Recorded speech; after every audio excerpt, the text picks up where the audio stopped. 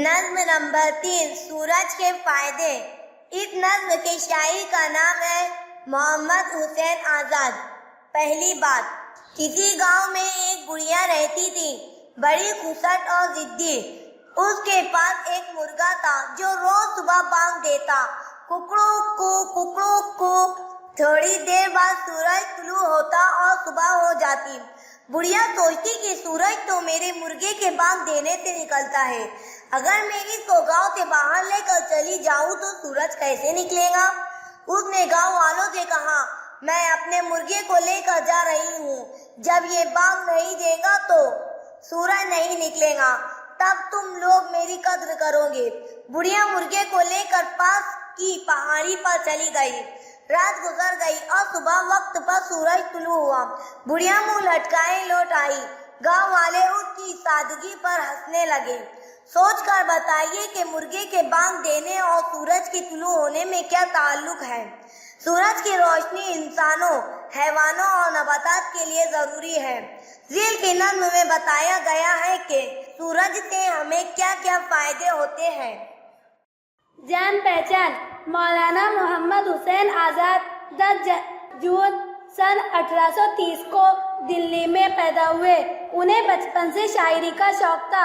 उनके वालिद का नाम मौलाना मोहम्मद बाकर था, जिन्हें सन 1857 में कत्ल के इल्जाम में अंग्रेज हुकूमत ने शहीद कर दिया। उस वाक़ये के बाद मोहम्मद हुसैन आजाद दिल्ली से लखनऊ और फिर लाहौर आ गए। उनकी काबिलियत को देखकर उन्हें गवर्नमेंट कॉलेज में अरबी और फारसी का प्रोफेसर मुकर्रर किया गया। कससे हिंद, आबे हयात और दरबारे अकबरी उनकी अहम किताबें हैं। आबे हयात उनकी बेहतरीन तसनीफ मानी जाती है, जिसमें उर्दू जबान के मशहूर शौरा के हालत और कलाम के नमूने दर्ज है। मोहम्मद हुसैन आजाद ने 22 जनवरी सन 1910 को लाहौर में वफात पाई। निकल आया सूरज बड़ी देर का, जरा आँख खोलो बहुत दिन चढ़ा।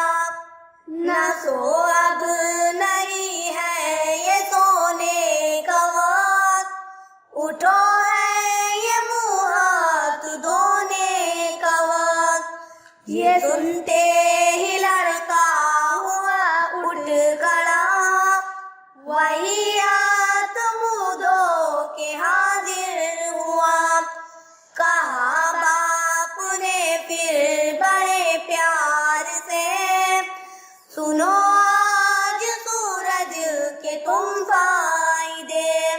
ये दुनिया में करता बहुत काम है, बड़े हमको देता ये आराम है। ये निकले तो दे दिन हमें काम को, छुपे जब तो दे रात आराम को। ये करता है चारों तरफ रोशनी, नजर जिससे आती है चीजें सभी। इसी रोशनी का तो है नाम धूप, यही धूप रखती है दुनिया में रूप। पड़ा करती सर्दी है जब जोर की, पड़ा करती सर्दी है जब जोर की। तो ये धूप लगती है कैसी भली, गरीबों को सर्दी में बाती है ये। ठुठरने से उनको बचाती है ये।